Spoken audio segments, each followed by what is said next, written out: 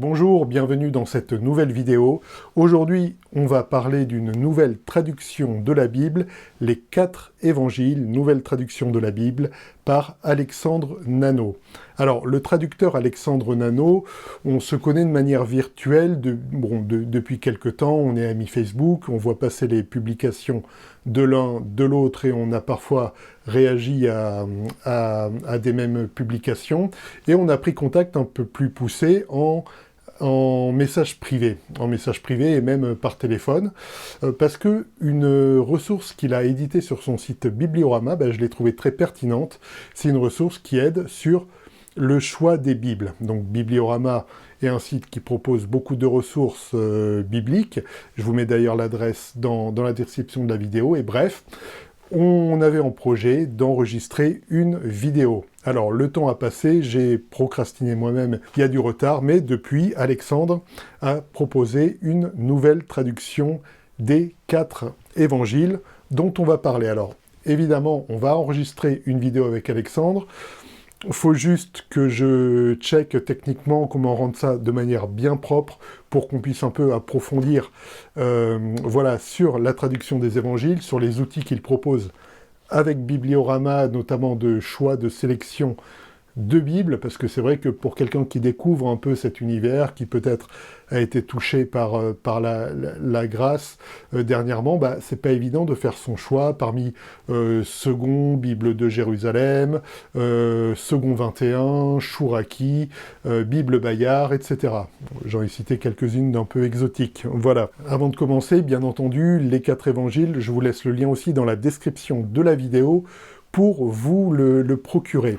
À titre personnel, j'ai commencé par la lecture d'un des évangiles, donc la lecture de Marc, et j'ai trouvé la forme en fait très pertinente.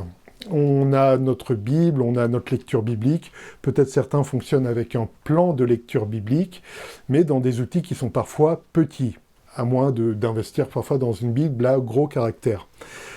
Là, je dirais pas que c'est la Bible comme un roman, mais presque, à savoir qu'avec un facteur de forme d'un seul livre et avec des caractères qui sont comme les caractères finalement qu'on trouverait dans un roman, on a une lecture qui est quelque part techniquement déjà facilitée.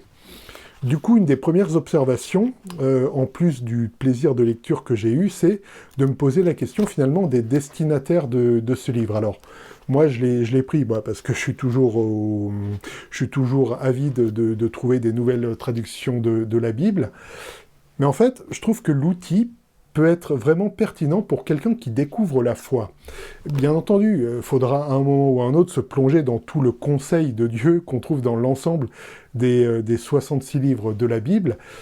Cependant, un débutant, au début, il peut être un peu perdu, peut-être avec une Bible complète. Il y a quelque chose de peut-être plus simple, c'est déjà de commencer par les évangiles. C'est-à-dire un conseil qui est souvent donné. C'est une fois qu'une personne a été touchée, commence un peu à s'enseigner sur la foi, quand elle demande par où je commence ma lecture de la Bible, c'est commence par les évangiles, qui est souvent un conseil de bon sens. Là, le livre permet de ne pas trop se disperser pour une première lecture et vraiment de s'imprégner comme un roman, d'avoir, du coup, c'est vrai, une approche qui est plutôt biblique que systématique. Du coup, il n'y a pas de renvoi de notes vers d'autres passages de l'Ancien Testament, bien que les passages de l'Ancien Testament cités dans le Nouveau sont quand même mis en italique, mais voilà, ça va pas plus loin. Du coup, ça permet vraiment, je trouve, à un lecteur débutant d'apprécier, de savourer le texte biblique tel qu'il est. Pour un lecteur un peu plus chevronné, ça permet vraiment d'avoir un réel plaisir de lecture de la Bible, de se laisser parfois interpeller de ci, de là par un choix de traduction, qui peut être interpellant. On se dit, mince, je connaissais ce verset par cœur.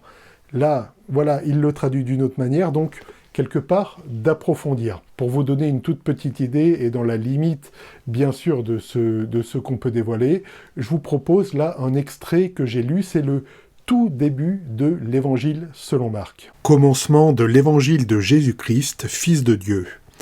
Selon qu'il est écrit dans Isaïe le prophète, « Voici que j'envoie mon ange devant toi pour préparer ton chemin. Voici de celui qui crie dans le désert, préparez le chemin du Seigneur, aplanissez ses sentiers. Arriva Jean, baptisant dans le désert et prêchant le baptême de repentance pour le pardon des péchés.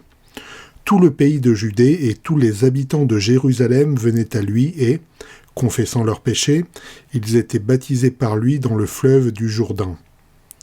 Jean était vêtu de poils de chameau et d'une ceinture de cuir à la taille, et il se nourrissait de sauterelles et de miel sauvage. Il prêchait en disant « Il vient après moi, celui qui est plus fort que moi, dont je ne suis pas digne de délier la lanière de ses sandales.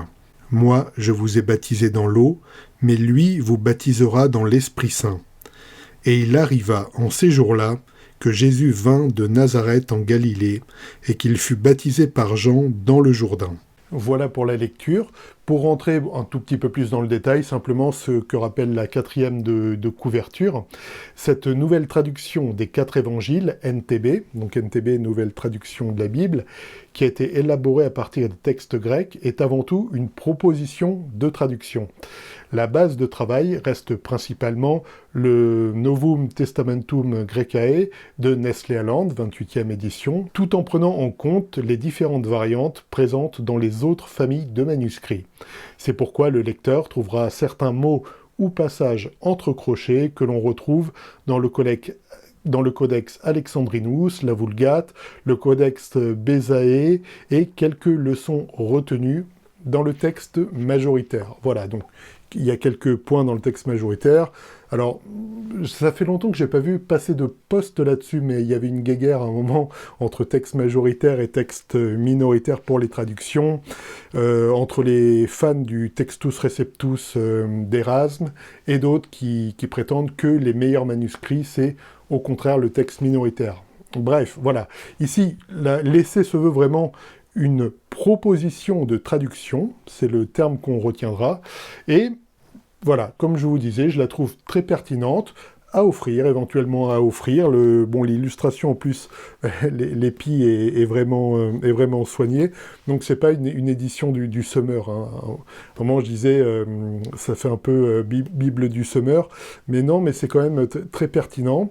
Et voilà, comme je vous disais, peut-être pour offrir à un proche qui découvre la foi, voilà, et qui va pouvoir se plonger tout simplement avec la simplicité d'une première lecture de la Bible dans les évangiles grâce à cette lecture. Donc, à bientôt pour, j'espère, enfin faire cet entretien avec Alexandre. Alexandre, merci pour ton travail. Hâte de lire Matthieu, Luc et Jean qu'il me reste à lire dans ta traduction, enfin dans ta proposition de traduction, t'es resté humble en plus. Et voilà, donc le lien est dans la description. Je vous suggère, si vous êtes nouveau sur la chaîne, une vidéo que j'avais faite sur les manuscrits, justement, de la Bible. Vous pouvez aller la voir, je vous la laisse là, ça va s'afficher là si ça ne s'est déjà affiché. Donc, on se retrouve dans cette vidéo ou dans une autre. Et d'ici là, je vous dis à très bientôt et soyez abondamment bénis. Ciao.